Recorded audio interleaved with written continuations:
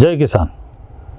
मी आपल्याशी बोलावं किंबहुना आपल्यासमोर व्यक्त व्हावं अशी इच्छा सुशील कुलकर्णींनी व्यक्त केली. तसा त्यांचा आदेश होता असं समजा. आणि मलाही एक संधी मिळाली आपल्यासमोर व्यक्त होण्याची. मला संधी मिळाली म्हणजे मी स्वतःला शेतकऱ्यांचा प्रतिनिधी समजतो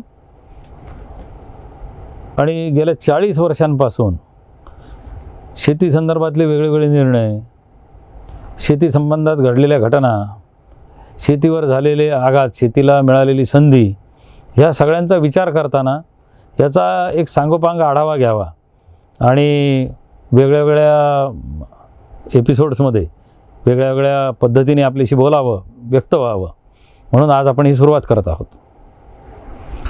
शेतीची परिस्थिती कशी आहे याबद्दल चर्चा करायला नको. शेतीमध्ये संधी आहे का ह्याबद्दल आपण चर्चा करणार आहोत. मग शेती नेमकी आज या घडीला या परिस्थितीत आली कशी आणि त्याची पार्श्वभूमी काय, ह्या परिस्थितीमध्ये शेतीला आणण्याला कारणीभूत एकूण समाजव्यवस्था ठरली आहे का, याला राजकारण कारणीभूत ठरलं आहे का, याला इतिहास कारणीभूत ठरला आहे का, याला काही मानवीय घटना कारणीभूत ठरल्या आहेत का, याचा सगळ्यांचा विचार करणं आवश्यक आहे. की जर आपण विचार केला तर पार पृथ्वीवर जीवसृष्टीचा उगम झाला, तो कसा झाला इथपासून वेगळे मतप्रवाह आहेत, वेगळ्या थिअरीज आहेत. पण मला जी जाणवली, मान्य करावी वाटली, ती थिअरी अशी आहे की पृथ्वीवरती पाणी होतं, ज्याला रायबोन्यूक्लिक ॲसिड्स किंवा डिऑक्सिरायबोन्यूक्लिक ॲसिड म्हणतो आपण त्याला, DNA RNA, हे फॉर्म व्हायचे. फॉस्फेटेज नावाचं एन्झाईम फॉर्म व्हायचं, परंतु ऑक्सिजनमुळं ते फुटून जायचं. एक भौगोलिक घटना अशी घडली की पृथ्वीपासून एक तुकडा बाजूला उडाला, ज्याला आज चंद्र म्हणतो आपण, आणि त्यांनी पृथ्वीभोवती एक ठराविक एका सर्क्युलर मोशनमध्ये गती घेतली. ही गती घेतल्यानंतर हे जे पाणी साठलेलं होतं आणि ह्याच्यात हे वळवळणारे किंवा तयार होणारे हे जे RNAs आणि DNAs होते, हा जो DNA होता, ह्या चंद्राच्या गुरुत्वाच्या प्रभावाने ह्याच्यातला ऑक्सिजन बाहेर खेचला गेला, फेकला गेला आणि पृथ्वीवर पहिल्या जीवाने श्वास घेतला. पहिली आल्गी तयार झाली आणि ह्या आल्गीपासून माणसांपर्यंत वेगवेगळे जीव तयार झाले. चंद्र पुढे दूर जाऊन आत्ताच्या कक्षेमध्ये स्थिरावला, पण जीवसृष्टीचं जन्मस्थान हे आजच्या काळात जेवढा चंद्र दूर आहे त्यापेक्षा बराच जवळ असताना झालेलं आहे अशी धारणा आहे आणि ती मला मान्य करावी वाटते, ती मला पटलेली आहे.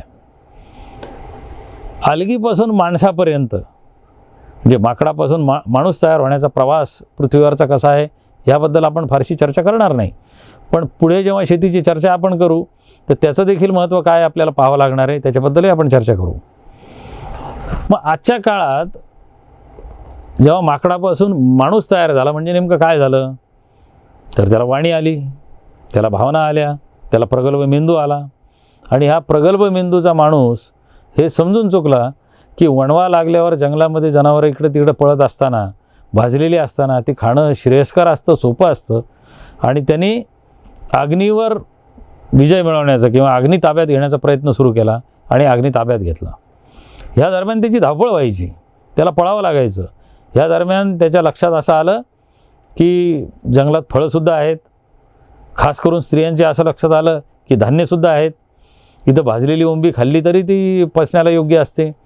आणि मग ह्या कुटुंबामध्ये माणसाच्या स्त्रियांनी बी सांभाळणं, बी साठवून ठेवणं, ते बी जमिनीवर फेकणं आणि त्याच्यापासून पुन्हा दुसऱ्या सीझनमध्ये वनस्पती तयार करणं हे कौशल्य आत्मसात केलं. आणि मानवालाही कळून चुकलं की जंगलामध्ये जनावरामागे फिरून अन्न शोधण्यापेक्षा हे बी पेरून सर्जनशीलपणे शेती करून आपला उदरनिर्वाह करणं जास्त श्रेयस्कर आहे, जास्त सोपं आहे. आणि मग शेतीच्या भोवती मानवी समाज सगळा गुंतून गेला. हळूहळू एका ठिकाणी शेती करणारा माणूस वेगळ्या ठिकाणी शेती करायला लागला, ज्याला हॉपिंग शेती म्हणतात. वेगळ्या क्षेत्रात शेती करायची म्हणतात, कारण सातबारा नव्हता, काय भानगड नव्हती, त्यामुळं मानवी समाज, मानवी टोळ्या फिरायच्या आणि वेगवेगळ्या ठिकाणी शेती करायच्या. ह्या वेळेला आजच्या अर्थशास्त्राचा विचार करताना एक छोटी गोष्ट तुम्हाला सांगतो मी. ही अशी कल्पना करा की 4 भावांचं कुटुंब शेती करत होतं आणि त्यांची वर्षाची धान्याची गरज ही 100 क्विंटल होती असं आपण गृहीत धरू. आणि काय झालं की जर 75 क्विंटल झालं तर मग त्यांना शिकारी करत अन्न शोधत फिरावं लागायचं. पण जसे जसे तंत्र विकसित होत गेले, चांगल्या ओंब्या, चांगलं बी, चांगली कणसं यांनी सांभाळली आणि त्यातून एका वर्षी 125 क्विंटल धान्य झालं. दुसरा सीझन येईपर्यंत 25 क्विंटल वाया गेलं.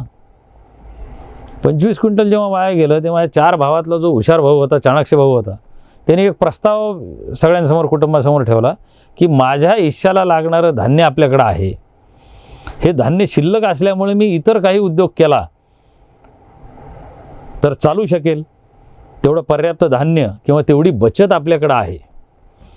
म्हणून मग त्यांनी त्या शेतकऱ्यांसाठी घर बांधायला घेतलं. शेतीमध्ये बचत झाली म्हणून माणसाचं पहिलं घर तयार झालं. शेतीमध्ये बचत झाली म्हणून पहिला नांगर तयार झाला. शेतीमध्ये बचत झाली म्हणून पहिलं ट्रॅक्टर तयार झालं. शेतीमध्ये बचत झाली म्हणून पहिलं विमान तयार झालं, पहिला अणुबॉम्ब तयार झाला. म्हणजे शेतकऱ्यांनी शेती करताना जी बचत केली त्या बचतीमुळे शेती व्यतिरिक्त उद्योग करण्याची संधी समाजाला मिळाली, हे उघड आहे. जर रामराज्य असतं, जे रामराज्याची संकल्पना आहे तसं न्यायपूर्ण राज्य असतं तर काय झालं असतं, शेतीच्या बचतीतून एक एक भाऊ बाहेर पडला असता. त्यांनी शेतीही मजबूत ठेवली असती, पर्यावरणही मजबूत ठेवलं असतं आणि सगळे भाऊ गुण्यागोविंदाने मानवी समाज सगळाच हा व्यवस्थित नांदला असता. पण प्रत्यक्षात काय तिथं न्यायपूर्ण राज्य किंवा रामराज्य नव्हतं, कलियुग देखील होतं. आणि ह्या 4 भावांव्यतिरिक्त इतर काही माणसं होती, त्यांना ही जी सगळी झंझट होती, शेत तयार करा रे, पेरा रे, त्याला राखा रे, नंतर ते सोंगून आणा, ते तयार करा आणि नंतर भाकरी खा, याच्यापेक्षा शेतीची काही लोकांनी सोपी पद्धत शोधून काढली की सुगीला आलेल्या शेतीची कणसं चोरून न्यायची आणि मग शेतीची ही वेगळी पद्धत, चोरीची पद्धत काही लोकांनी सुरू केली. म्हणजे इतके सगळं कष्ट करण्यापेक्षा एकच पद्धत की तयार झालेला माल चोरणे, ही एक नवीन वृत्ती मानवाला आढळली. मग त्यानंतर ह्या 4 भावांच्या लक्षात आलं की अशी चोरी होती आहे, आपण हे शेत राखायला पाहिजे. 4 भावांनी शेत राखायला सुरुवात केली. चोरांच्याही लक्षात आलं की हे 4 भाऊ आता शेत राखतायत, त्याच्यामुळे आपल्या एकट्याला चोरी करून जमणार नाही. या 4 लोकांपेक्षा जास्त संख्येने आपण गेलं पाहिजे तर चोरी करणं शक्य होईल. चोरांनी दरोडेखोराचं रूप घेतलं आणि वेगळ्या वेगळ्या शेतकऱ्यांच्या शेतीला लुटण्याचा सिलसिला चालू झाला. शेतकऱ्यांच्या जेव्हा हे लक्षात आलं की हे मोठ्या संख्येने येतात, हे 10-12 लोक येतात, तेव्हा सगळ्या शेतकरी कुटुंबांनी एकत्र येऊन हे शेत राखायचं ठरवलं आणि ह्या गरजेतून पहिलं गाव तयार झालं. जेव्हा गाव तयार झालं तेव्हा दरोडेखोरांच्या लक्षात आलं की आता शेतकरी संघटित आहेत आणि ह्या संघटित शेतकऱ्यांना लुटणं तेवढं सोपं नाही. त्याच्यामुळं दरोडेखोरांनी आपली संख्या फार मोठी वाढवली आणि ह्या मोठ्या वाढवलेल्या संख्येचे दरोडेखोर मोठ्या संख्येने यायचे आणि सुगीनंतर शेती लुटून, शेतमाल लुटून निघून जायचे. हा सिलसिला काही काळ चालू राहिल्यानंतर दरोडेखोरांनाही वाटलं की दरवर्षी आपण जातो, शेतकऱ्याकडून बळजबरी वसुली करतो, आपल्यालाही बराच त्रास होतो. त्यापेक्षा त्यांनी शेतकऱ्यांसमोर एक प्रस्ताव ठेवला की बाबा दरवर्षी आम्ही जंगलातून येतो, आम्हाला तुला रट्टे द्यायचा त्रास, तुला रट्टे खायचा त्रास, याच्यापेक्षा आपण असं करू, तू एक ठराविक हिस्सा आम्हाला देत जा, म्हणजे आम्ही काही तुला त्रास देणार नाही. शेतकऱ्याला वाटलं मारामारीपेक्षा याला एक हिस्सा देऊन टाकावा आणि मोकळं व्हावं आणि त्यातून मग एक हिस्सा द्यायचा, चौथाई द्यायची, ही पद्धत सुरू झाली. एका वर्षी काही शेतकऱ्यांनी चौथाई दिली नाही. दरोडेखोर परत आले. त्यांनी विचारलं, का तुला जीवाची पर्वा नाही का दिलं नाहीस?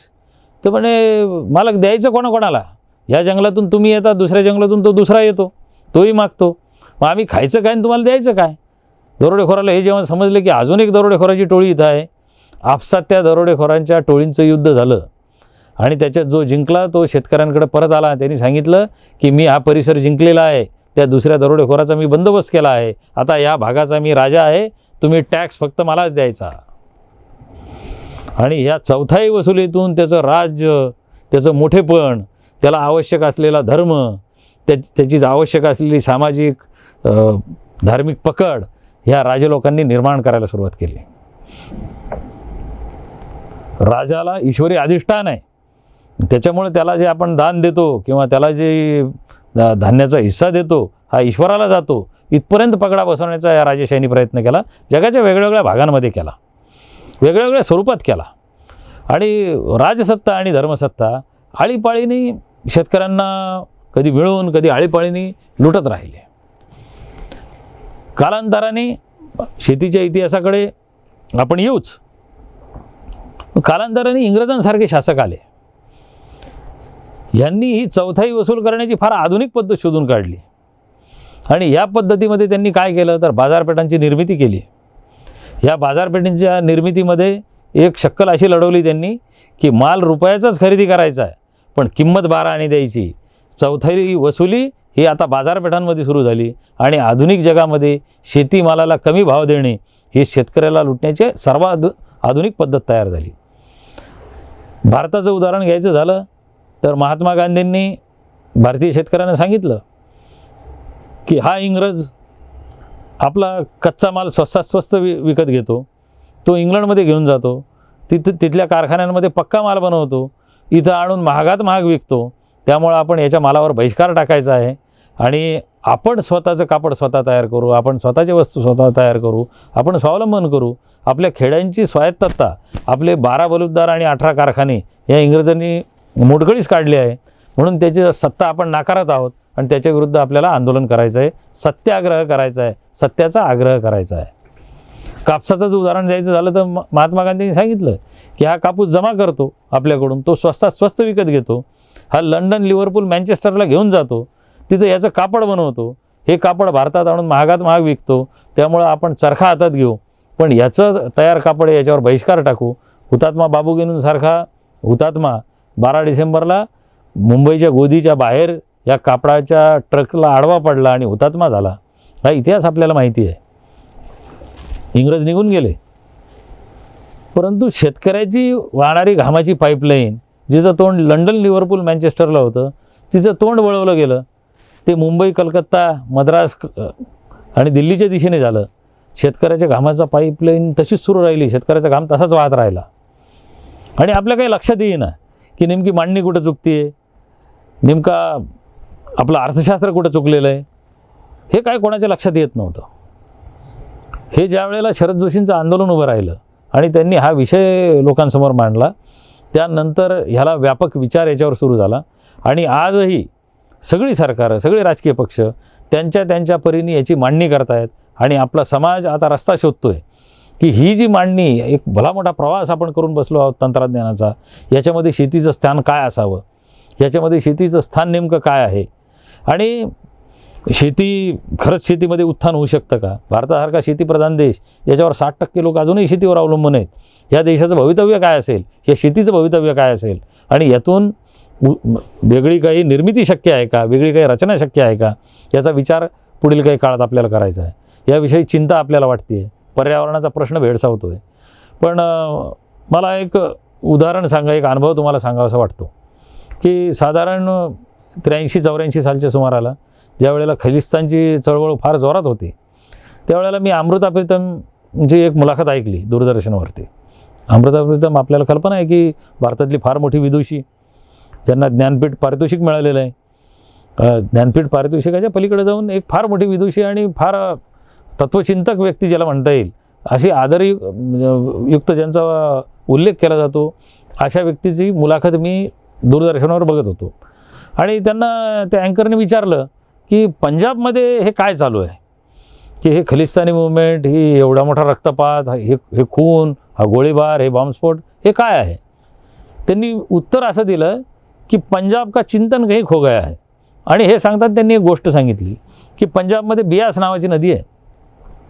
ते म्हणजे ही ब्यास नदी तुम्हाला माहिती आहे का, ही कोणाच्या नावावरून आहे, ही व्यास मुनींच्या नावावर आहे.